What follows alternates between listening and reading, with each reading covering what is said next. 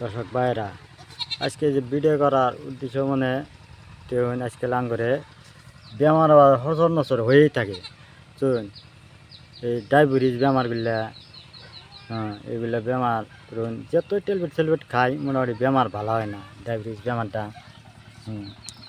তে আলো করে 10-এর মধ্যে আমি একটা গাছ তুলে নিয়ে ধরবো। এই গাছটা রস করে খাওয়া নিয়ে চেষ্টা করবেন সকালে খালি পেটে।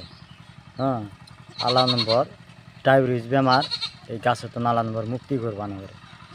এই গাছটা দেখবেন আনারা, আনাগর কাছে আশা করি এই গাছটা খাওয়া নিয়ে চেষ্টা করবেন। আর ভিডিওটা ভালো লাগলে লাইক করবেন, শেয়ার করবেন, কমেন্ট করবেন।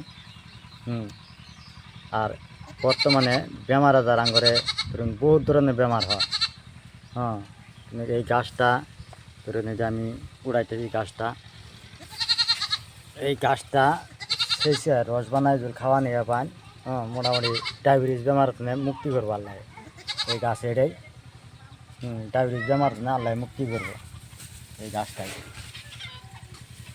এটা ধরুন আমি ডেলি সকালে সকালে খাইতেছি এই গাছটা।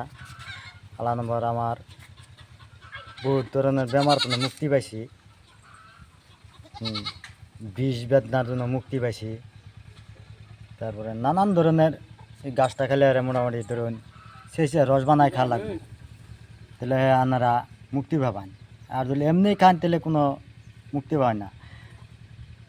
কিন্তু কোনো ধরনের এর মধ্যে লবণ বা মিঠা এগুলো কিচ্ছু দেবেন না। এটা খালি শেষে রস বানায় সকালে খালি পেটে খাওয়া লাগবো। আপনার কাছে আশা রাখি এই গাছটা আপনারা খাইয়া দেখুন, কমসে কম একটা সপ্তাহ খাইয়া দেখুন বেলা। তারপরে যে ডাক্তারি ডায়াবেটিস ওষুধটা যে দেয় ওই ওষুধটা আপনারা ছাইড়া দিবেন। কারণ এই গাছটা আমি নিজে খাইয়া প্রমাণ করলাম, বিষ বেদনার জন্য কাম করলো। তা আমি আশা রাখি যে আপনারা এই বস্তুটা খান। দোষে কোনো অ্যাকশন নাই এই গাছটা খাইলে। তার কমেন্ট করে জানাবেন, শেয়ার করবেন, লাইক করবেন।